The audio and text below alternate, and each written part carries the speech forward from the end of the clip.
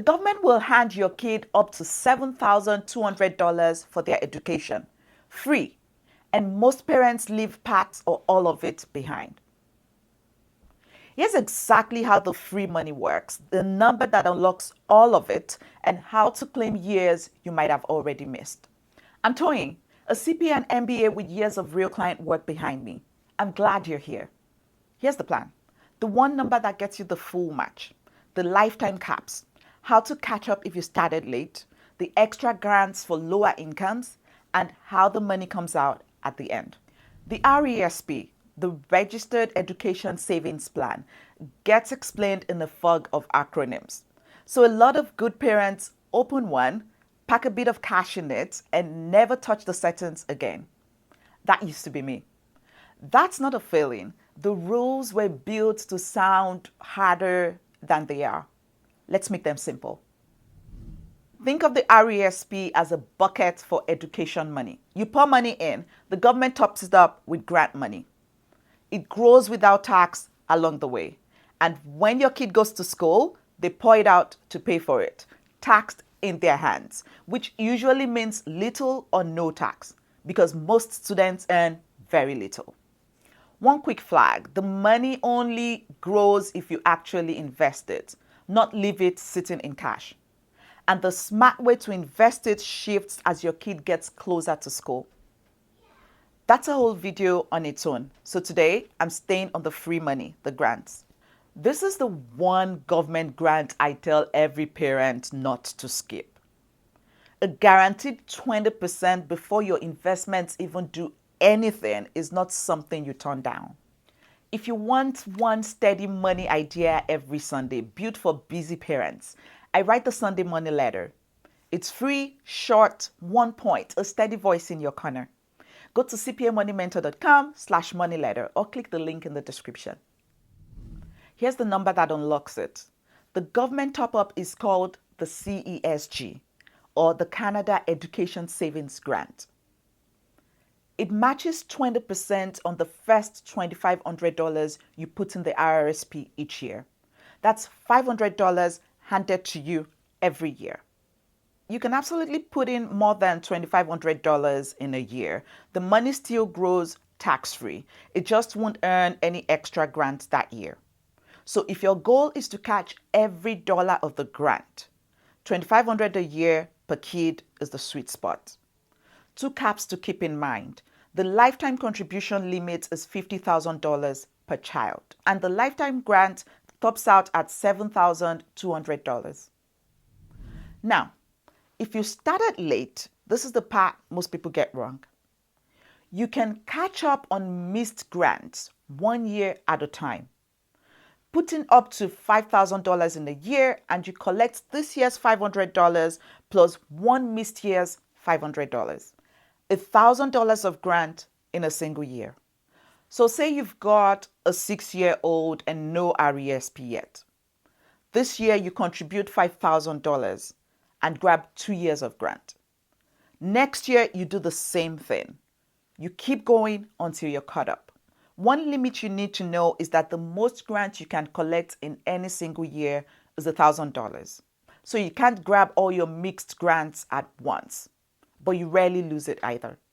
And if you want to stop wondering whether you're doing enough for your kids and actually see the plan, how much, from where, and by when, that's what I help families with.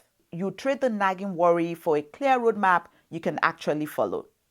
And because I work with each client personally, I can only take a few clients at a time. So if this is something you want, it's worth reaching out sooner than later. The link is in the description.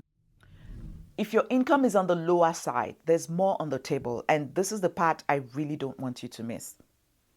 On top of the basic 20%, lower income families can get extra grants on the first $500 each year. And there's the Canada Learning Bond, worth up to $2,000 per child. That's the total over their whole childhood, not per year. And it needs no contribution from you at all. So how do you actually get it? A few things have to line up. A child needs a social insurance number and needs to have been born in 2004 or later. Your family income has to be under a threshold. Right now, that threshold is around $57,000 for a household with up to 3 kids. And you need to have filed your taxes. If that's you, here's the move. Open an RESP at a bank or provider that offers the bond, and they file the application for you. The government checks the boxes and drops the money in. A couple of things people always ask. That income number is the same whether you've got 1 child, 2 kids, or 3. It only climbs higher if you have 4 or more kids. And if you already have an RESP open and your income has dropped, you don't need a new account. Just have your provider apply for the bond. It's paid retroactively, so you can collect it for every past year your family qualified, all the way back to when your child was born, up to that $2,000. So years that were tight financially can turn into a real catch-up here. A lot of families who qualify never open a plan, and that $2,000 just sits there unclaimed. Here's the part that most people forget to plan for: getting the money out. When your kid enrolls in a qualifying program, the grants and the growth come out as an education payment taxed in the student's hands. And the student usually earns little, so that tax is often little or no tax. Your original contributions are a separate stream.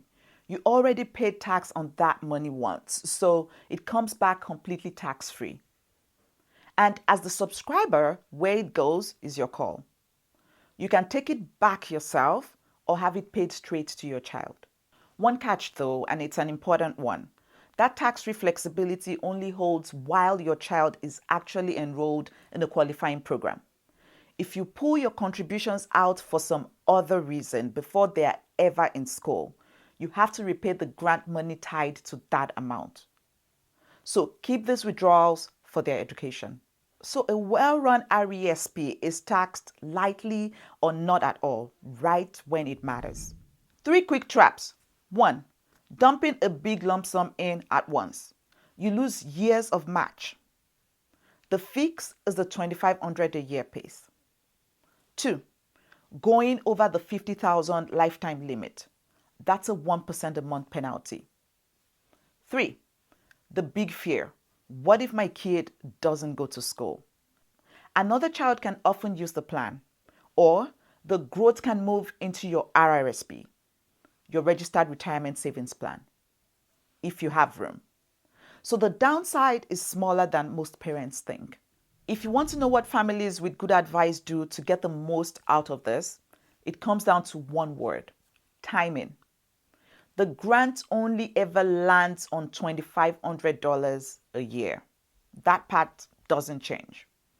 But the accounts can hold up to $50,000 in total. So the savvy move has 2 layers.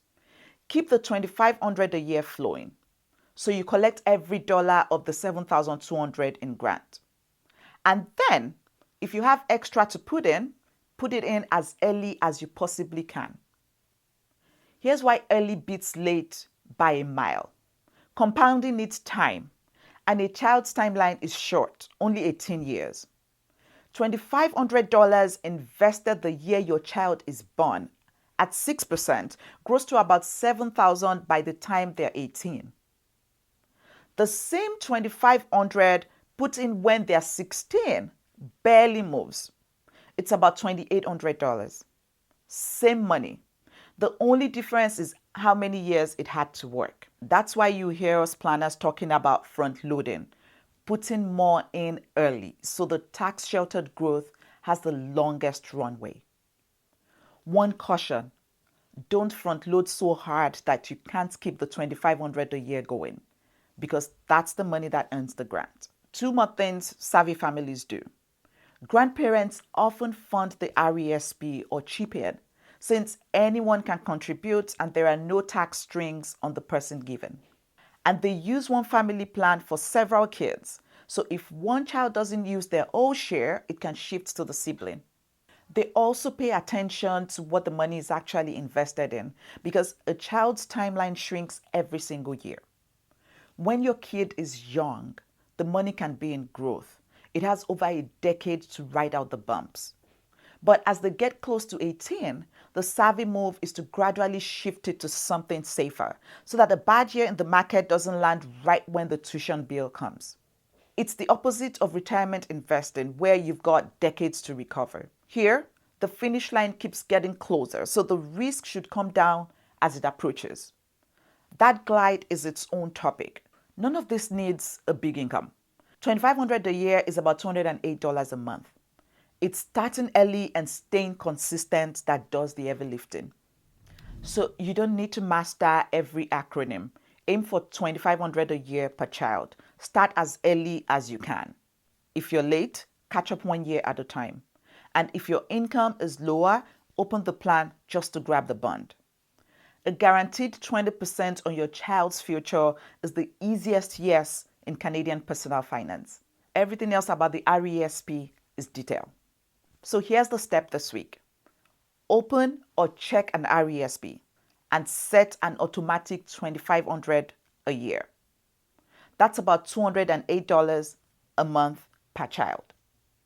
If you're late, plan the catch-up. If your income is lower, claim the bond.